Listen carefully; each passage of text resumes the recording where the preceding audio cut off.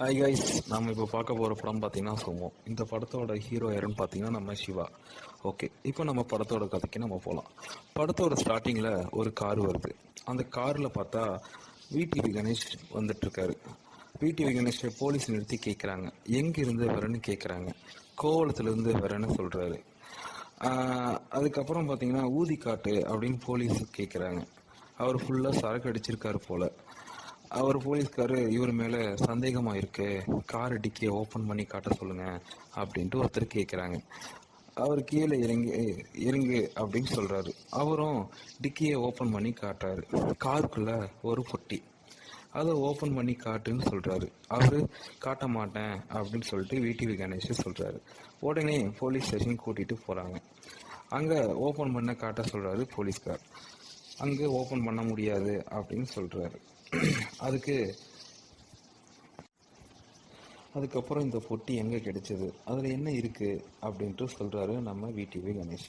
இந்த பொட்டிக்கு ஒரு கதை இருக்குது அப்படின்ட்டு சொல்கிறாரு. அப்படி என்ன கதை அப்படின்ட்டு நம்ம போலீஸ்கார் கேட்குறாரு.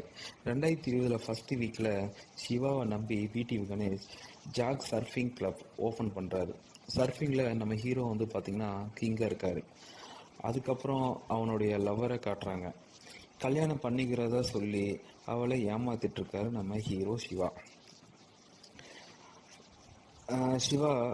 சிவாவோட லவ்வர் ஒர்க் பண்ணுற இடத்துல நான் வீட்டுக்கு போகணும் அப்படின்ட்டு சிவாவோட லவர் வந்து அங்கே ஒர்க் பண்ணுற ஸ்டாஃப் கிட்ட சொல்கிறாங்க. அந்த ஸ்டாஃபோ என்ன இன்னைக்கு திடீர்னு சீக்கிரமாக போகிற அப்படின்ட்டு கேட்க, அவ இல்லை சிவா அப்பாவை பார்க்க வராரு, ஃபஸ்ட் டைமாக பார்க்க வராரு அப்படின்ட்டு சொல்லிட்டு கிளம்பிடுறான். நம்ம ஹீரோனியோட அப்பாவை காட்டுறாங்க. அவருடைய அப்பா யாருன்னு பார்த்தீங்கன்னா நம்ம நிழல்கள் ரவி தான். அப்போது நிழல் ரவியே சொல்கிறாரு, நான் உன்னை வந்து அம்மா இது வரைக்கும் எந்த ஒரு கஷ்டத்தையும் கொடுக்காத மாதிரி தான் நான் உன்னை பார்த்துட்ருக்கேன். அந்த கஷ்டம் நீ போகிற இடத்துலையும் இருக்கக்கூடாது, சந்தோஷமாக இருக்கணும் அப்படின்னு தான்ப்பா அப்பா நான் நினைக்கிறேன் அப்படின்ட்டு நிழல் ரவி சொல்கிறாரு. சிவாவை பார்த்து சொல்கிறாரு. உடனே சிவாவை பார்த்து சொல்லக்குள்ள எனக்கு நம்பிக்கை இல்லை அப்படின்ட்டு நிழல் ரவி வந்து சொல்கிறாரு. அப்போது சிவாவோட காதலி சொல்கிறா, இல்லைப்பா, இவருக்கு 8 விதமான லாங்குவேஜ் தெரியும், ஃபாரினில் ஜாப் கிடைக்கும், ஜாப் கிடைச்சதுன்னா நாங்கள் ஃபாரினில் போய் சந்தோஷமாக இருப்போம் அப்படின்னு சொல்லிட்டு சொல்கிறாங்க. உடனே நிழல் ரவி பார்த்து அவருக்கு பிடிக்கவே இல்லை, சிவாவை பார்த்து பிடிக்கவே இல்லை. உடனே சிவாவோட காதலி ஏதாவது லாங்குவேஜில் பேசு அப்படின்னு சொல்ல, இவனும் ஜெர்மனில் பேச அவனுக்கு சுத்தமாக பிடிக்கவே கிடையாது. அதுக்கப்புறம் கோவப்பட்டு அவர் போயிடுறாரு. உடனே வந்து சிவா வந்து பார்த்தீங்கன்னா அவள் காதலிக்கிட்ட என் வாழ்க்கை எப்படிலாம் இருக்கும் அப்படின்னு நினச்சாலே பயமாக இருக்குது அப்படின்னு சொல்லிட்டு கோவப்படுறான். அப்போது சிவா சொல்கிறாரு, அப்படிலாம் ஒன்றும் ஆகாது, பயப்படாத, நம்ம வாழ்க்கை எப்படி மாறப்போகுதுன்னு பாரு அப்படின்ட்டு சொல்கிறாரு. அதுக்கப்புறம் பார்த்திங்கன்னா போலீஸ் ஸ்டேஷனில் இருந்து, யோ என்னையா பொட்டி கதையை சொல்லுன்னு பார்த்தா விஜய் மாதிரி குட்டி கதையாக சொல்லிகிட்ருக்க அப்படின்ட்டு நம்ம விடிவி கணேஷ் கிட்ட நம்ம சதீஷ் சொல்கிறாரு. அதுக்கப்புறம் பார்த்திங்கன்னா நம்ம கடலுக்கு போகிறாரு. நம்ம ஹீரோ சர்ஃபிங் பண்ண போகிறாரு. போகும்போது கடல் ஓரத்தில் யாரோ படுத்துருக்கிறத பார்க்குறாரு. அது யாருன்னு போய் பக்கம் பார்த்தா நம்ம செகண்ட் ஹீரோ சுமோ. ஆள் பார்க்கவே பயங்கரமாக இருக்கார். சரி, மூச்சு பேச்சு இல்லாமல் இருக்காரு, எப்படி முதலுதவி கொடுக்கலாம் அப்படின்னு சொல்லிட்டு அவருடைய ஃப்ரெண்ட்ஸ் எல்லாத்தையுமே கூப்பிட்றாங்க. முதலுதவி கொடுக்குறாங்க. கொடுத்தோடனே அவர் கண்ணை முழிக்கிறாரு. கண்ணை முழிச்ச உடனே நமக்கு சிவா தான் கண்ணுக்கு தெரிகிறாரு. அவரை பார்த்த உடனே கடவுளை பார்த்த மாதிரி சும்மா உணர்றாரு. அவருடைய கையை பிடிச்சிட்டு விடாமல் இருக்காரு. அதுக்கப்புறம் சுமோவை கூட்டிகிட்டு வீட்டுக்கு கூட்டிகிட்டு போகிறாரு. போகும்போது அங்கே இருக்கிறவங்க எல்லாரும் உன் ஃப்ரெண்டான்னு கேட்குறாங்க. ஆமாம் சொல்லிட்டு கூட்டிகிட்டு போகிறாரு நம்ம சிவா. அங்கே ஒரு பாய் டெய்லர் கடை வச்சுருக்காரு. அந்த பாய்கிட்ட போய், பாய் ஒரு துணி தைக்கணும், இவன் சைஸுக்கு வேணும் அப்படின்னு கேட்க, இவன் சைஸுக்கா, இன்னைக்கு துணி கடையும் கிடையாது, என்கிட்ட துணியும் இல்லையே, எப்படி நான் தைக்கிறது? நான் டைரக்டர் கிட்ட துணி தைக்கிறதுக்கு சான்ஸ் இன்னைக்கு இருக்கு, நான் போகணும் அப்படின்ட்டு பாய் சொல்றாரு. உடனே நம்ம சிவா என்ன பண்றாரு, பக்கத்துல இருக்கிற ஸ்க்ரீனை எடுத்து இந்த இதுல வந்து துணி தைச்சு கொடு அப்படின்ட்டு அந்த பாய் கிட்ட கேட்கிறாரு. உடனே அந்த பாயும் டேப் எடுத்து அவனுடைய அளவு எல்லாம் அளந்துட்டு இருக்காரு. பார்த்தா டேப்பை விட ஆள் ரொம்ப படு பயங்கரமா செம்ம குண்டா இருக்கான். டேப்பே பத்தல. உடனே நம்ம சிவா என்ன பண்றாரு, கையில வந்து இன்ச் அளவு எடுத்து தைக்கிறாங்க. கரெக்டா சுமோக்கும் அவனுக்கு ட்ரெஸ் கரெக்டா அழகா தைச்சிட்டாங்க. சுமோவை ரெடி பண்ணி அவ காதலிக்கிட்ட கூட்டிட்டு போறாங்க. அங்க அவ காதலிக்கிட்ட சிவா உனக்கு ஒரு சர்ப்ரைஸ் அப்படின்னு சொல்றாரு. உடனே அவ என்ன சர்ப்ரைஸ், உனக்கு பின்னாடி இருக்கிறவன் தான் சர்ப்ரைஸா அப்படின்னு கேட்க, ஆமா அப்படின்னு சிவாவும் சொல்றாரு. யார் இவன் அப்படின்னு சொல்லிட்டு நான் காதலி கேட்க, இல்ல இவன் அங்க கடலோரத்துல இருந்தான், இனிமே வந்து என் கூட தான் இருக்கான் அப்படின்னு. உன் கூட தான் இருக்கானா அப்படின்னு அவ சொல்ல, இல்ல நம்மளோட தான் இருக்க போறான் அப்படின்ட்டு அவ கையை பிடிச்சி சொல்றா. அதுக்கப்புறம் ஹீரோ அவனை வீட்டுக்கு கூட்டிட்டு போறாங்க. வீட்டுக்கு கூட்டிட்டு போனோடனே அவ காதலிக்கு கால் பண்றான் சிவா. சிவா கால் பண்ணி இந்த மாதிரி டாக்டர் யாராவது இருக்காங்களா அப்படின்னு கேட்குறான். உடனே இருக்காரு அப்படின்னு அவ சொல்ல, இல்லை டாக்டர் போக முடியாது, இவனை கூட்டிட்டு போக முடியாது, அவரை வேணா இங்கே வர சொல்ல டாக்டரும் வந்து அவனை செக் பண்ணுறாங்க. சும்மாவை செக் பண்ணி பார்த்ததுல எல்லாமே நார்மலாக தான் இருக்குது, பயப்படுற மாதிரிலாம் எதுவும் கிடையாது. ஆனால் இவன் சின்ன வயசு குழந்தை மாதிரி, இந்த சின்ன வயசு குழந்தைங்க என்னென்ன பண்ணுறாங்களோ அது எல்லாமே பண்ணிட்டு இருக்கான். இவனை நீங்கள் வெளியில் விட்டீங்க அப்படின்னா ரொம்ப இதாகி போயிடும், ரொம்ப டிஃபிகல்ட்டாக ஆகி போயிடும், இவனை வச்சு நிறைய பேர் யூஸ் பண்ணிப்பாங்க, பிச்சை எடுக்க கூட வாய்ப்பு இருக்குது அப்படின்ட்டு டாக்டர் வந்து சொல்கிறாரு. இவனை ஒரு குழந்தை மாதிரி நீங்கள் பார்த்துக்கணும் அப்படின்ட்டு சொல்லிடுறாரு. அதுக்கப்புறம் அவனுக்கு துணி தைக்க கொடுத்த பாய் வராரு, அவருக்கு தைச்சு கொடுத்த பாய் வராரு. இவன் வந்த ராசி தான், எனக்கு டைரக்டர்ல துணி தைக்கிறதுக்கான வாய்ப்பு கிடைச்சிருக்கு அப்படின்னு சொல்லிட்டு அந்த பாய் என்ன பண்ணியிருக்காரு, அந்த சுமோவுக்கு கொஞ்சம் புது ட்ரெஸ் எல்லாம் எடுத்து வந்து கொடுத்து என்னுடைய என் உதவியா கொடுத்துருங்க அப்படின்னு சொல்லி சிவா கிட்ட கொடுத்துட்டு அவரு போயிடுறாரு.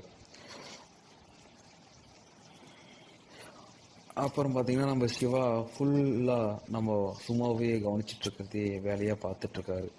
அவனும் ஹோட்டலில் எந்த வேலையும் செய்யாமல் சிவாகிட்டே இருக்கான். அதுக்கு ஆனால் விடிவி கணேஷ்க்கு சிவா அவனோடு இருக்கிறது விடிவி கணேஷ்க்கு பிடிக்கல. அதுக்கப்புறம் நம்ம யோகி பாபாவை காட்டுறாங்க.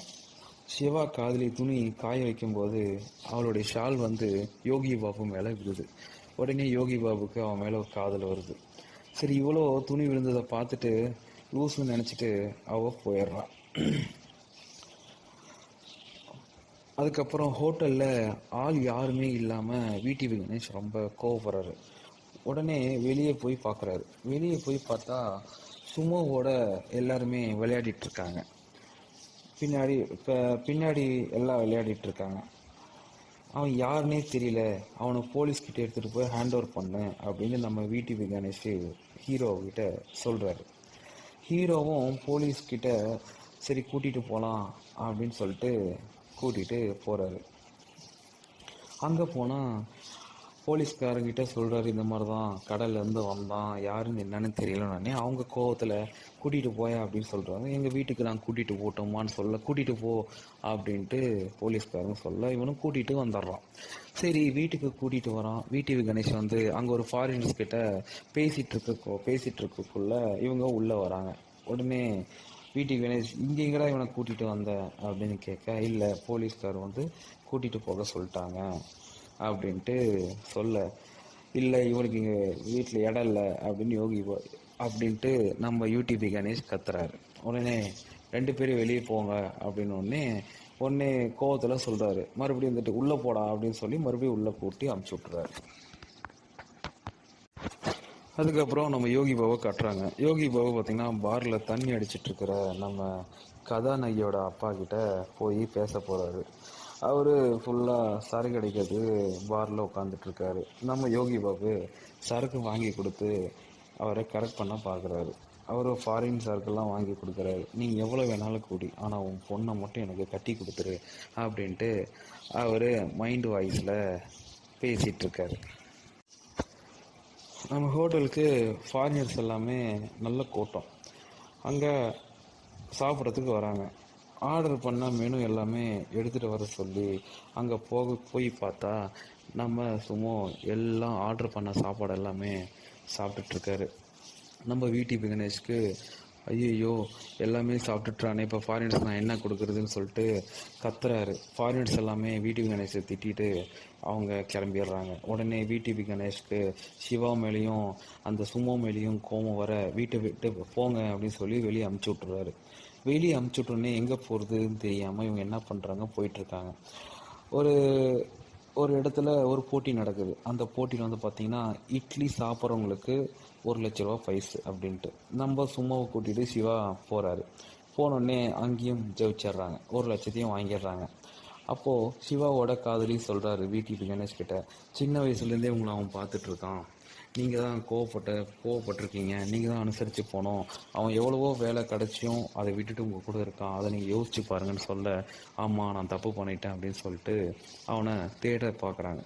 தேடும் போது ஆள் எங்கேயுமே கிடைக்கல. அப்போ தான் இந்த போட்டி நடக்கிறது வந்து விடிபி கணேஷ்க்கு தெரியுது. உடனே அவன் இங்கே தான் இருக்கான்னு சொல்லி பார்த்தோன்னே அவங்களும் ஜெயிச்சு ப்ரைஸை வாங்கிட்டு வராங்க.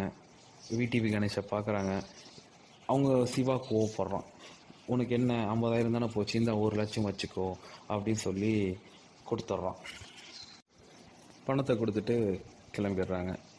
அதுக்கப்புறம் பார்த்திங்கன்னா நம்ம யோகி பாபு நம்ம ஹீரோவோட காதலி வீட்டு முன்னாடி ஃப்ரெண்ட்ஸோடு கூட்டிகிட்டு உட்காந்துட்ருக்காரு. காதலி வருவா அப்படின்ட்டு அவனோட ஃப்ரெண்ட்ஸ் கேட்குறாங்க, என்ன தெளிவா உன்னுடைய காதலி இன்னும் ஆளாக்கணுமே அப்படின்னு சொல்ல, உடனே யோகி பாபு கிளைமேட்னு ஒன்று இருக்குல்ல, அது தகுந்த மாதிரி தான் வரும் அப்படின்னு உடனே இவர் சொல்ல, உடனே நம்ம ஹீரோயினும் 2 பேரும் வண்டியில் வந்துட்டுருக்காங்க. அதை பார்த்தோன்னே யோகி பாபுக்கு கோவம் வருது. கோவம் வந்தோடனே நம்ம நேராக போய் சிவா கிட்ட நம்ம யோகி பாபு கேட்குறாரு, தம்பி என்ன பண்ணுற அப்படி இப்படின்னு. இல்லை நான் விட்டு போகலான்னு வந்தேன் அப்படின்னு சொல்ல, லவ் பண்ணுறியா அப்படின்ற மாதிரி அவங்களுக்கு சந்தேகம் வந்துடுச்சு யோகி பாபுக்கு. உடனே வந்துக்கிட்டு காலையிலையும் கூட்டிகிட்டு போ, சாயந்தரமும் கூட்டிகிட்டு வா, ஆனால் லவ் மட்டும் பண்ணிடக்கூடாது அப்படின்ட்டு யோகி பாபு சொல்ல, இந்த ஐடியா நல்லா இருக்கேன்னு சொல்லி சிவாவும் சரிங்க அப்படின்னு சொல்லிட்டு போயிடுறாங்க. உடனே அவங்க ரெஸ்டாரண்ட்டில் நம்மளுடைய சும்மா வந்து சாப்பிட்ருக்குள்ள நம்மளுடைய விடிபி கணேஷ் வராரு. வந்தோடனே நீ யார் என்ன அப்படின்னு கேட்கக்குள்ள அவன் சாப்பிட்டுட்ருக்கான். சரி உடனே வந்துக்கிட்டு அம்மா சொல்லு அப்படின்றான் விடிபி கணேஷ். உடனே சொல்லலை, பட்டாலும் ஒரு அடி அடிச்சிடுறாரு நம்ம விடிபி கணேஷ் சும்மாவை. உடனே இன்னொரு டைமு அப்பா சொல்லு அப்படின்ட்டு சொல்கிறான், சொல்லலை. உடனே மேலேருந்து என்ன சவுண்டு வருது அப்படின்ட்டு நம்ம சிவா வந்து கேட்குறாரு. ஒன்றும் இல்லை அப்படின்னோடனே அவளுடைய காதலியை காட்டுறாங்க.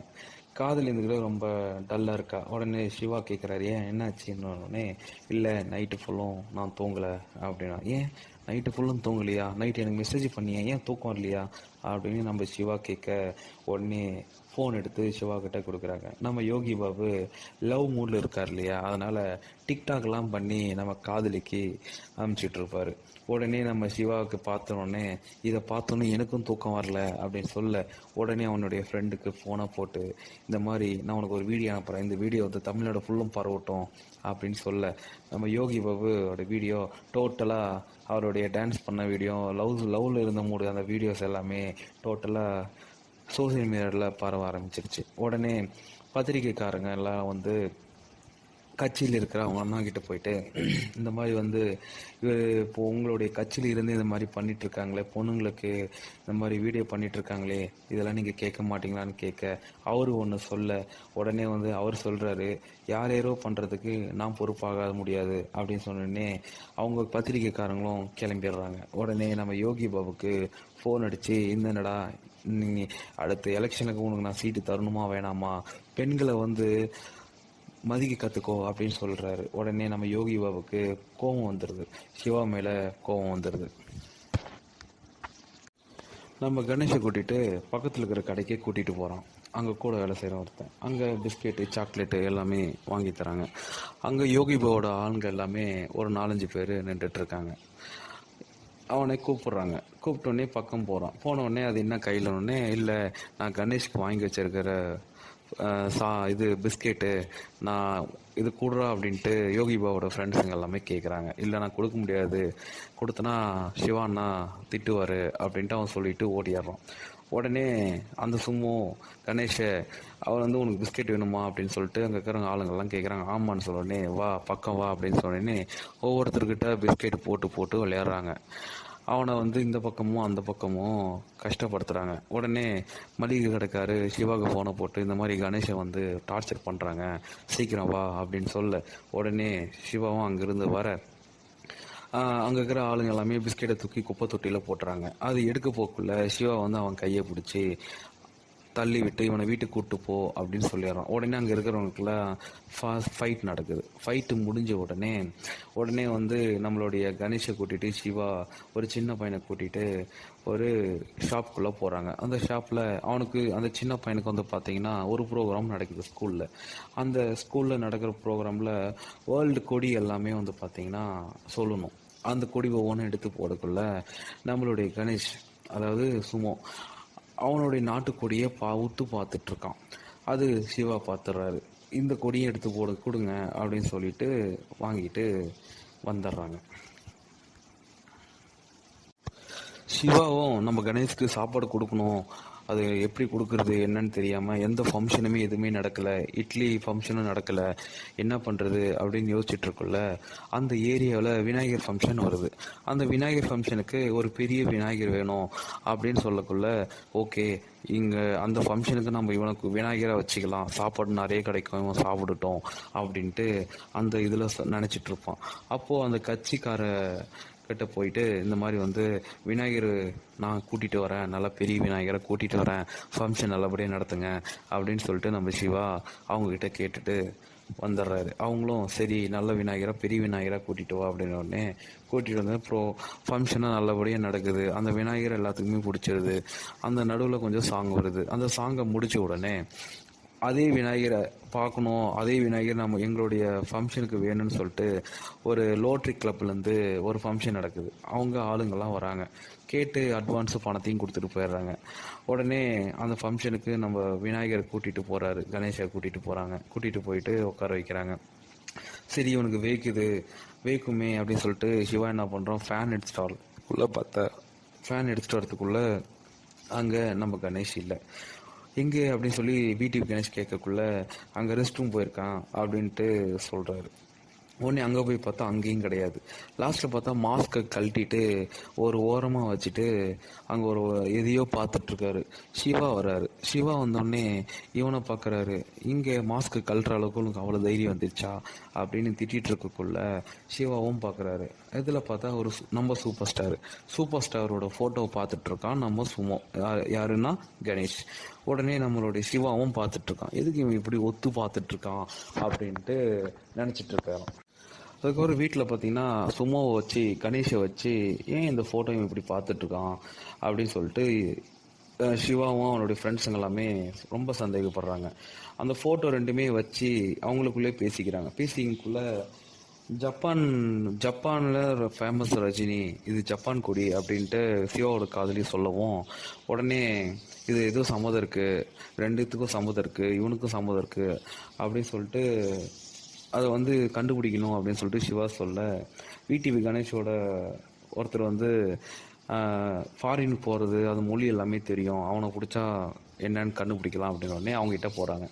அவங்க போனோடனே இவனை கணேஷை கூப்பிட்டு போனேன். இவன் எந்த ஜப்பான்றதை நாங்கள் கண்டுபிடிச்சிட்டோம், ஆனால் இவன் பேர் இவன் யார் என்னன்னு தெரியல, இவன் ஃபேமிலியோடு இவனை சேர்த்தணும் அப்படின்னு சொல்லிட்டு சிவா வந்து அவங்கக்கிட்ட சொல்லவும் அது ஒன்றும் பிரச்சனை இல்லை, கொஞ்சம் செலவாகும் அப்படின்னு சொல்லணுன்னே இவங்ககிட்ட காசு போடுங்கிறதுக்கு ஏதோ பிளான் பண்ணுவான் அந்த ஃபாரின் அனுப்புறதுக்காக. உடனே சரி நாளைக்கு 12 மணிக்கு வாங்க, இவன் யார் என்னன்னு நாங்கள் பார்த்து சொல்கிறேன்னு இவன் ஃபோட்டோ கொடுங்க. எங்கிட்ட ஃபோட்டோ எதுவும் இல்லை அப்படின்னே சரி உங்களுடைய ஃபோட்டோவையும் நான் எடுத்துக்கிறேன், கேமராவில் எடுத்துக்கிறேன்னு சொல்லிட்டு ஃபோட்டோ எடுத்து ஜப்பானுக்கு அவனுக்கு தெரிஞ்ச ஆளுங்கிட்ட அமுச்சிடுவான். அமுச்சிடுக்குள்ள அவங்களும் செக் பண்ணுவாங்க. அடுத்த நாள் காலையில் ஷார்ப்பாக 12 மணிக்கு வந்துடுவாங்க. ஜப்பான்லேருந்து ஃபோன் வரும். ஃபோன் வந்த உடனே அந்த ஜப்பான் மொழியில் பேசுவாங்க. பேசிகிட்டு இருக்கும்போது இந்த ஃபாரினுக்கு அனுப்புகிறான் பார்த்தியா, அவனோட ஃபேஸ் மாறும். மாறக்குள்ள ஓகே அப்படின்னு சொல்லி கட் பண்ணிட்ட உடனே இவங்ககிட்ட வந்து ஓகே ஒரு 10 days கழித்து வாங்க அப்படின்னு சொல்லி அனுப்பிச்சி விட்டுறான். சிவாவுக்கு இவன் மேலே டவுட். இவன் சொன்ன வார்த்தை வந்து அவனுக்கு உறுத்திக்கிட்டே இருந்துச்சு. அப்படின்னா என்ன அர்த்தம் அப்படின்றது யோசிச்சுட்டே இருந்தான். உடனே வீட்டில் எல்லாத்துக்குமே உட்காந்து பேசிகிட்டு இருக்குள்ள, என்னடா அங்கே போயிட்டு வந்ததுலேருந்தே நீ ஒரு மாதிரி இருக்க அப்படின்ட்டு விடிவி கணேஷ் சொல்லவும், இல்லை அவன் ஏதோ மறைக்கிறான் நம்மக்கிட்ட. அவன் ஒரு வார்த்தை சொன்னான் அப்படின்னா அவன் சொன்ன வார்த்தையில் வந்து உனக்கு எவ்வளோ வேணாலும் தரேன், நீங்கள் வீட்டுக்கு அனுப்பாத, இந்த ஊருக்கு அனுப்பாத அப்படின்ற மாதிரி சொல்லியிருக்கான். அது என்னன்னு தெரியணும் அப்படின்ற உடனே அவனை ஆள் வச்சு தூக்கிடலான்னு சொல்லி பிளான் பண்ணி அவனை ஆள் வச்சு தூக்கிடுறாங்க. ஃபாரின் அனுப்புகிறான் பற்றி அவனை ஆள் வச்சு தூக்கிடுறாங்க. தூக்கினோடனே அவனுடைய இடத்துக்கு கூப்பிட்டு போய் கட்டி வச்சு கேட்குறாங்க. இந்த மாதிரி வந்து நீ சொன்ன வார்த்தை வந்து பார்த்தோன்னா இவனே அந்த நாட்டிலேருந்து எங்கள் நாட்டுக்கு அனுப்பாத அப்படின்னு சொல்லியிருக்கான் அப்படின்னா என்ன அர்த்தம் அப்படின்னோடனே, இல்லை இவனுடைய ஃபோட்டோ நான் அமுச்ச உடனே இவன் இந்த கண்ட்ரிக்கு வராமல் பார்த்துக்கோ அப்படின்னு எனக்கு சொன்னாங்க. அதுக்காக உனக்கு நான் 5 லட்ச ரூபா நான் பணம் தரேன் அப்படின்னோடனே என்னுடைய அக்கௌண்ட் டீட்டெயிலாக அமுச்சு விட்டோம். உடனே எனக்கு அமௌண்ட்டை அமுச்சு விட்டாங்க அப்படின்ட்டு அவன் சொல்கிறான். உடனே உன் பேர் என்ன அப்படின்னு கேட்கக்குள்ள, அதுக்கு என் ஆஃபீஸ் போனால் தான் தெரியும் அப்படின்னு சொல்லிட்டு போகிறாங்க. எல்லாருமே அவனோட ஆஃபீஸ் போனோடனே அவனுடைய மெயில் ஐடி ஓப்பன் பண்ணி பார்க்குறான். மெயில் ஐடி ஓப்பன் பண்ணி பார்த்தோன்னா அதில் ஒரு வீடியோ கிளிப் இருக்குது. அந்த வீடியோ கிளிப்பில் இவன் யார் என்னன்றது உள்ள அப்போ தான் இவங்க எல்லாத்துக்குமே தெரிய வருது. தெரிய வந்த உடனே என்ன பண்ணுறாங்கன்னா, சரி என்ன பண்ணலாம் ஏது பண்ணலாம் அப்படின்னும் போது, இவனை ஜப்பானில் வந்து இவன் ரொம்ப ஃபேமஸ்ஸு, அதனால தான் இந்த கண்ட்ரிக்கு வராமல் இவனை வந்து தடை பண்ணுறாங்க. இவனை எப்படியாவது ஜப்பானில் கூப்பிட்டு போயிட்டு அவங்க ஃபேமிலியில் சேர்த்தணும் அப்படின்ட்டு நம்ம சிவா என்ன பண்ணுவான், அவங்க ஆளுங்கிட்ட எல்லாத்துலேயுமே உட்காந்து பேசிகிட்டு இருப்பான். அதுக்கு 8 லட்ச ரூபா செலவாகும் அப்படின்னோடனே, நம்மக்கிட்ட அவ்வளோ பணம் இல்லையே அப்படின்னே அவனுடைய காதலி என்கிட்ட 7,000 ரூபா இருக்குது, இதை வச்சு எதாவது பண்ண முடியுமா பாருங்கள் அப்படின்னு சொல்லிட்டு கொடுப்பா. உடனே வந்து இதுக்கு என்ன வழின்னு தெரியாமல் உட்காந்து முழிச்சிட்ருப்பான். உடனே நம்ம பழைய ஸ்டார்டிங்கில் சொன்னோம் இல்லையா, போலீஸ்காரர்கிட்ட இந்த கதை எல்லாமே வந்து விடிவி கணேஷ் சொல்லிட்டு இருக்காருன்ட்டு. அப்போ விடிவி கணேஷ் சொன்னார், அப்போது ஒரு மேஜிக் நடந்துச்சு அப்படின்ட்டு விடிவி கணேஷ் அந்த சதீஷ்கிட்ட நம்ம போலீஸ்காரர்கிட்ட சொல்லிட்டு இருப்பார். உடனே நம்ம ஊர் மக்கள் எல்லாருமே சேர்ந்து நம்ம கணேஷ் வந்து ஊருக்கு அனுப்புறதுக்கு நம்மளால முடிஞ்சதை நம்ம பண்ணலான்னு சொல்லிட்டு ஊரில் இருக்கிறவங்க எல்லாருமே வந்து இருக்கிற காசெல்லாம் போட்டு எடுத்துகிட்டு வந்து நம்ம சிவா கிட்ட கொடுப்பாரு. சிவா கிட்ட கொடுத்தா அவனும் ரொம்ப ஒரு 2 நிமிஷம் ரொம்ப கண் கலங்கி நிற்பான். மக்கள் கொடுத்த காசு எல்லாமே எடுத்துகிட்டு அந்த ஃபாரின் அனுப்புகிறார் இல்லையா, அவர்கிட்ட இவங்க போகிறாங்க. எல்லாம் அமௌண்ட் எடுத்துகிட்டு போய் கொடுக்குறாங்க. கொடுக்கக்குள்ள இதை வச்சுட்டு ஃபாரின்லாம் போக முடியாது அப்படின்றாங்க. உடனே கையில் இருக்கிற காசில் இவங்களும் கொஞ்சம் கொடுக்குறாங்க. விடிவி கணேஷ், நான் கழுத்தில் போட்டிருக்கிற செயினை ஒன்று தரேன் அப்படின்னு உடனே, இதில் இருந்து 2 பேர் தான் அனுப்ப முடியும் அப்படின்னு சொல்கிறாரு. உடனே மோதிரத்தையும் கொடுத்து சரி ஓகே நான் ட்ரை பண்ணுறேன் அப்படின்னு சொல்லிட்டு அவனுடைய டீட்டெயில்ஸ் எல்லாமே அமுச்சு விட்றாங்க. உடனே சரி ஓகே இவங்க எல்லாருமே என்ன பண்ணுறாங்கன்னா, ஃபாரின் போகிறதுக்கு செக்கிங்கில் போகிறாங்க. அங்கே வந்து டாக்குமெண்ட் எல்லாம் வெரிஃபிகேஷன் பண்ணுறாங்க. வெரிஃபிகேஷன் பண்ணக்குள்ள அவங்களுக்குள்ள ஒரு பயம், என்ன ஆயிருமோ ஏதாயிருமோ, போக மாட்டோமோ அப்படின்ற மாதிரி இதில் இருக்காங்க. லாஸ்ட்டில் அப்ரூவல் கிடச்சிருது. அதுக்கு முன்னாடி வந்து பார்த்திங்கன்னா சிவாவோட லவரோட அப்பா வந்து பார்த்திங்கன்னா ஒரு இது எடுத்துகிட்டு வந்து தருவார். என்ன அப்படின்னா ஒரு கொஞ்சம் புக்கே மாதிரி எடுத்துகிட்டு வந்து தருவார், பார்சல் மாதிரி எடுத்துகிட்டு வந்து தருவார். அது என்னன்னு செக் பண்ணி பார்த்தா நம்ம கணேஷோட டீட்டெயில்ஸ் எல்லாமே இருக்கும். அந்த டீட்டெயில்ஸ் எல்லாமே பார்ப்பார். எடுத்துகிட்டு அதை வச்சுட்டு தான் அங்கே போவாங்க. அங்கே போகக்குள்ள அப்ரூவல் ஆயிரும் கிளம்புறதுக்கு எல்லாமே இது பண்ணுவாங்க. போகும்போது லாஸ்ட்டில் ஜப்பான் போயிடுறாங்க. ஜப்பான் வந்த உடனே அங்கே ஒரு கொலை நடக்குது. அங்கே பார்த்திங்கன்னா வில்லன் முன்னாடி காட்டுறாங்க. அந்த வில்லன் பார்த்தா ஒருத்தனை கொலை பண்ணுறாங்க. கொலை பண்ணும்போது இது உலகம் கிடையாது, பரலோகம் போ அப்படின்னு சொல்லி அவனை சுட்டு கொண்டுடுறாங்க. எப்போது ஒரு ஃபோன் வருது, வில்லனுக்கு ஒரு ஃபோன் வருது. அந்த ஃபோனில் சுமோ மறுபடியும் ஜப்பான் வந்துட்டுருக்கான் அப்படின்றானா. அப்படின்னு உடனே அப்படியா அப்படின்னு உடனே அந்த வில்லன் என்ன பண்ணுறான், அவனை ஏர்போர்ட்லேயே போட்டு தள்ளிடுறேன் அப்படின்னு சொல்லிட்டு ஆளுங்களை அமுச்சு விட்றான். அவங்களுடைய ஃபோட்டோ அமுச்சு விட்றாங்க. ஏர்போர்ட்டில் இருக்கக்குள்ளவே அவங்களுடைய ஃபோட்டோ எடுத்து இவனுக்கு அமுச்சு விட்ருவாங்க. இந்த ஃபோட்டோவை அவங்க ஆளுங்களுக்கெல்லாம் கொடுக்குறோம். கொடுத்த உடனே எல்லாம் தேடுறாங்க. ஆனால் அவங்க கிளம்பி வர்றதுக்கு முன்னாடியே மாறு வேஷத்தில் வந்துடுறாங்க. மாறு வேஷத்தில் வந்தோடனே அவங்கள யாராலையும் கண்டுபிடிக்க முடியல. அங்கே கிளம்புறதுக்கு முன்னாடியே அந்த ஏர்போர்ட்டில் இதுலேருந்து அமுச்சு விட்டவன், இந்த மாதிரி அவன் பெரிய நெட்வொர்க் இருக்குது, இதுக்கு பின்னாடி பெரிய கதை இருக்கும் போல், அதனால் உங்கள் உயிருக்கு கொஞ்சம் ஆபத்து இருக்கும், அதனால் பார்த்து போங்க அப்படின்னு சொல்லி தான் அனுப்புவான். அதனால இவன் மார்வேஷத்தில் அவனே கண்டுபிடிக்க முடியாது. நம்ம விடிவி கணேஷ் வந்து என்ன பண்ணுவான், சிகரெட் சாப்பிடணும்னு சொல்லிட்டு அவங்க ஆளுங்ககிட்டே போயிட்டு சிகரெட் கேட்பான். சிகரெட்டோட லைட்டரும் கேட்பான். அவன் டென்ஷன் ஆகி கொடுத்துட்டு போயிடுவான். லாஸ்ட்டில் ஒரு சில குரூப்பை வந்து அவங்கள துப்பாக்கியை காட்டி வண்டியில் ஏற்றிட்டு நேராக கூட்டிகிட்டு போயிடுறாங்க. கூட்டிகிட்டு போகல எங்கே போகிறான்னு பார்த்தா சுமோவோட குருக்கிட்ட கூப்பிட்டு போகிறாங்க. அவருடைய கோச், அவர் தான் கோச் பண்ணுறவர். சுமோ வந்து பார்த்திங்கன்னா ஒரு பெரிய ஸ்கூல் கோச் நடத்துகிறாங்க. அதில் வந்து அந்த மாஸ்டர் கூப்பிட்டு போகும்போது அவர் அப்போ தான் அவனுக்கு சுமோவோட ஃபோட்டோஸ் எல்லாமே, அவனுடைய அவார்டு வாங்கின ஃபோட்டோ, ஜெயிச்ச ஃபோட்டோ எல்லாமே இருக்கும். அதை பார்த்தோன்னே இவங்களுக்கு ஒரு நம்பிக்கை வரும், ஓ கரெக்டான இடத்துக்கு தான் வந்திருக்கோம் அப்படின்னு சொல்லி. அங்கே வந்து சுமோவுக்கு வந்து பார்த்திங்கன்னா இது நடக்குது, அவனுடைய ஹெல்த்து எல்லாமே பார்த்திங்கன்னா நல்லா இருக்கிற மாதிரி அதுக்கு அவனை படுக்க வச்சு ஒரு சில ட்ரீட்மெண்ட்லாம் பண்ணிகிட்ருக்காங்க. ட்ரீட்மெண்ட் பண்ணோடனே ஓரளவு அப்படியே ரெடி ஆகிட்டுருக்கான். உடம்பு ரெடி ஆகிட்டு இருக்கும்போது சரி அவனுக்கு சாப்பாடு கொடுக்கலான்னு சொல்லி பார்த்தா அந்த அந்த அவங்க சாப்பிட்ற சாப்பாடு எதுவுமே சும்மா சாப்பிட மாட்டான். அது வந்து விடிவி கணேஷ் வந்து பார்த்தீங்கன்னா சிவா கிட்ட சொல்லக்குள்ள சிவா வந்துக்கிட்டு ஓ அப்படியான்னு சொல்லிட்டு வெளியில் மார்க்கெட்டில் போயிட்டு பருப்பு அரிசி எல்லாம் வாங்கிட்டு வா அப்படின்னே வாங்கிட்டு வருவான். தேங்காய்லாம் வாங்கிட்டு வர சொல்லுவான். ஆனால் தேங்காய் மட்டும் இங்கே கிடைக்காது அப்படின்னு விடிவி கணேஷ் சொல்லிட்டு போவான். வாங்கிட்டு வந்து சமையல்லாம் செஞ்சு சும்மாட்டு கொடுப்பாங்க. அவன் சும்மா நல்லா சாப்பிடுவான். அது சாப்பிட்டது பார்த்தோன்னே அங்கே இருக்கிறவங்க வந்து இதெல்லாம் பண்ணாத, இது பண்ணால் உடம்பு நல்லாகாது, லேட் ஆகும் அப்படின்னு சொல்லிவிட்டு அவன் கிளம்பிடுவான். உடனே சிவா என்ன சொல்ல, நம்ம வேலை நம்மளால் எதுக்கு இவங்களுக்கு தொல்லை, அதனால் வந்து நம்ம வேலையை பார்க்கலாம், நம்ம கிளம்பலாம் அப்படின்னு சொல்லிட்டு அந்த மாஸ்டர்கிட்ட சொல்லிட்டு கிளம்பலாம் அப்படின்னும் போது அந்த மாஸ்டர் என்ன சொல்லுவார், நீ வந்த வேலை இன்னும் முடியல, நீங்கள் வந்ததுக்கு ஒரு நல்லது இருக்குது, நீங்கள் இருந்தது அவன் ஜெயிக்கிற வரைக்கும் இருந்துட்டு தான் நீ போகணும் அப்படின்னு மாஸ்டர் சொல்லக்குள்ள அந்த சுமோவோட கதையை பற்றி சொல்லுவார். அந்த சுமோ வந்து கிட்டத்தட்ட 2000 வருஷத்துக்கு முன்னாடி ஒரு பழமையான ஒரு விளையாட்டு. அது சுமோவுக்கும் ஜப்பான் மக்களுக்கு வந்து பெருமை சேர்க்குற மாதிரி ஒரு கம்பீரமான விளையாட்டாக இருக்கும். அது கதையெல்லாம் எடுத்து சொன்ன பின்னாடி அவன் வந்துக்கிட்டு சரி ஜெயிக்கிறீர்களான்னு சொல்லிட்டு கூடவே இருந்து பண்ணலாம் அப்படின்னு சொல்லிட்டு முடிவெடுத்து பண்ணுவான். அப்போ அந்த மாஸ்டர் சொல்லுவார், இந்த விளையாட்டு நடக்கக்கூடாதுன்னு சொல்லிட்டு நிறைய பேர் பிளான் பண்ணுறாங்க அப்படின்ட்டு அந்த மாஸ்டர் சொல்லுவார். ஏன்னா இது எனக்கே நடந்திருக்கு, காசு கொடுத்தா தோக்கணுன்றதுக்காகவே இதை வச்சு அவங்க லட்சமாக சம்பாதிக்கிறாங்க, ஒரு விளம்பரத்துக்காக பண்ணிகிட்ருக்காங்க, இது ஒரு கார்பரேட்டாக இருக்குது, இதனால் சும்மா வந்து தோக்கக்கூடாது, ஜெயிக்கணும் அப்படின்னு நாங்கள் நினைக்கிறோம், ஆனால் அவன் தோக்கணும், நாங்கள் இவ்வளோ பணம் தரோம் அப்படின்னு சொன்னாங்க அப்படின்னு சொன்னதுனால எனக்கே இது நடந்ததுனால நான் அது ஒத்து வரல அப்படின்னு சொல்லக்குள்ள அது யோகி பாபு என்ன பண்ணுவார், பொண்ணு கேட்குறதுக்காக போவான். அவங்க மாமனார்கிட்ட போய் கேட்க போவான். யார், சிவாவோட மாமனார்கிட்ட கேட்க போக்குள்ள 2 நிமிஷம் பேசணும்னு சொல்லிட்டு சரக்கு ஞாபகப்படுத்தி விட்டு அவனு வந்துக்கிட்டு நெல் ரவியும் சரி 2 நிமிஷம் தான் நம்ம பேசுமான்னு சொல்லிட்டு தனியாக பேசணும்னு சொல்லி தனியாக பேசுவாங்க. தனியாக பேசக்குள்ள நான் உன்னை லவ் பண்ணுறேன், நான் இந்த மாதிரி உன்னை நான் கண்கலங்காக பார்த்துப்பேன் அப்படின்னு யோகி சொல்லக்குள்ள அவள் வந்துட்டு வந்துடுறான். அவள் கிளம்பி வந்துடுறா. உடனே வந்து நம்மளை புரிஞ்சிக்க மாட்டீங்களான்னு சொல்லிட்டு இவனும் நேராக கிளம்பி வந்துடுறான். ஜப்பானில் அவனை கொல்றதுக்கு பிளான் பண்ணுறாங்க.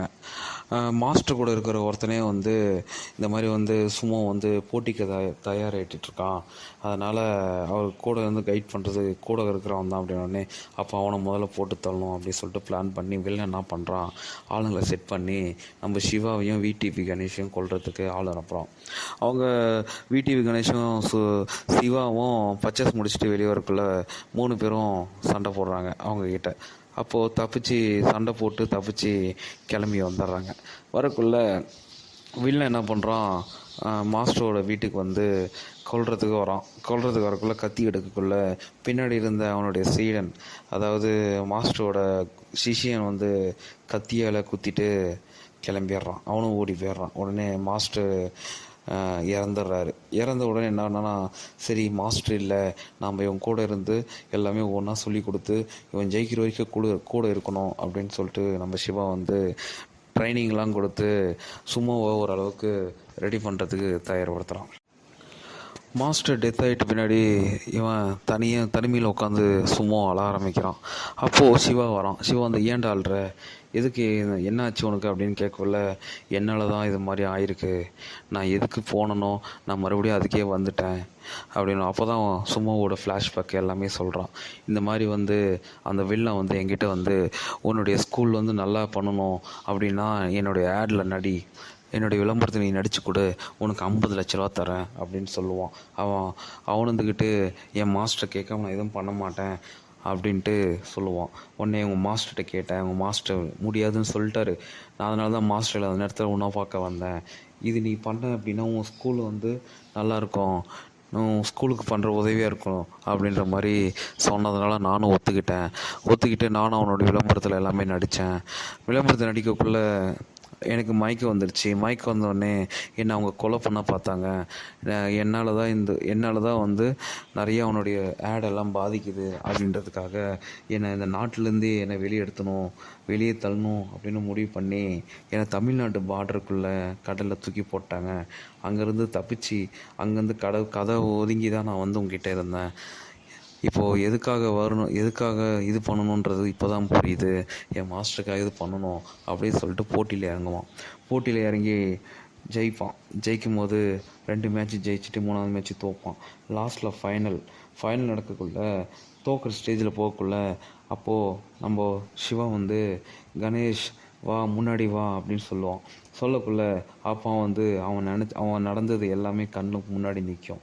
சிவாவோட இருந்தது, சாப்பிட்டது, வந்தது, போனது, அவன் பண்ண ஹெல்ப்பு, மக்கள் பண்ண ஹெல்ப்பு எல்லாமே வந்து ஒரு சில நேரத்தில் வந்து அவனுக்கு சும்மாவோட கண்ணுக்கு முன்னாடி வரக்குள்ள அந்த கோவத்திலேயே அவனை எதிரில் விளையாடிட்டு இருந்த இன்னொரு ஆளவை தூக்கி போட்டு ஜெயிச்சிருவான்.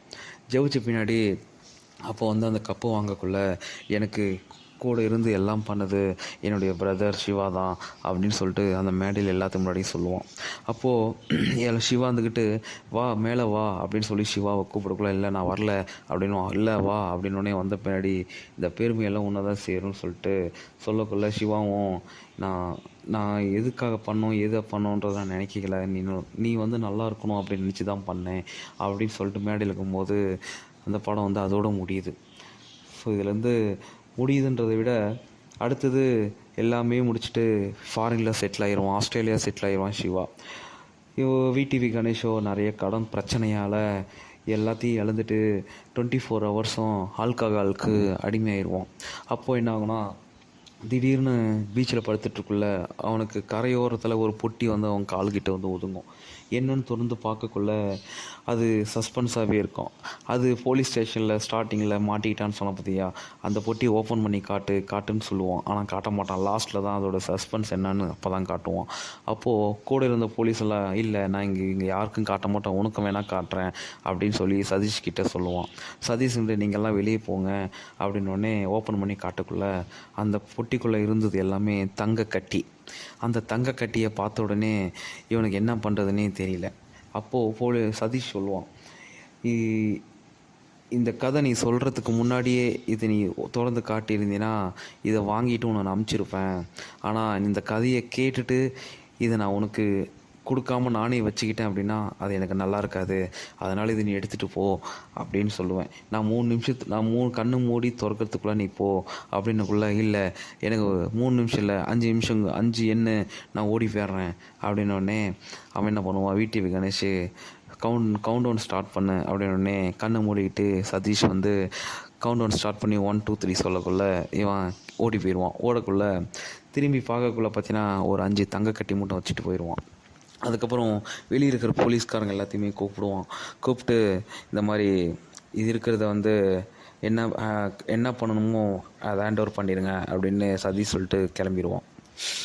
அப்போது அது இந்த இருக்கிற அமௌண்ட்டை வச்சுக்கிட்டு விடிவி கணேஷ் சந்தோஷமாக இருப்பான். படம் வந்து அதோடு முடியுது.